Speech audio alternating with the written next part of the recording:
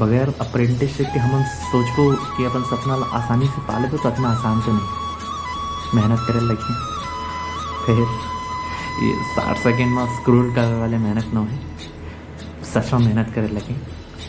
काबर के हम मोर ऐसे मानना है कि सपना देखने वाला मन बनना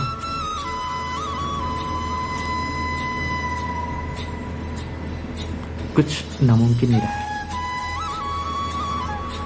जो हम सोचते हैं वो आसानी से पा सकते हैं, फिर ओकर पर उतना मेहनत घरों करे लगते हैं।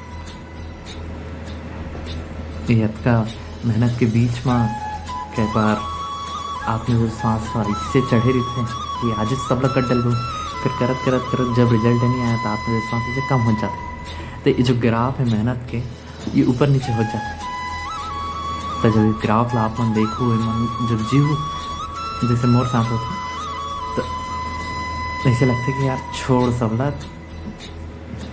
चल साले नौकरी करबो, प्राइवेटे करबो, फिर नौकरी करबो, उमा खुश हो। फिर सच्चाई तो ऐसे है कि आप मन कछु करो, तकलीफ टेंशन तो सब में तय कर देती। जब टेंशन सबू तरफ है तो अपन काम में टेंशन का बन देना, तो अपन सपना पूरा करे पर टेंशन ले, तो इसमें टेंशन हम मन ले हैं।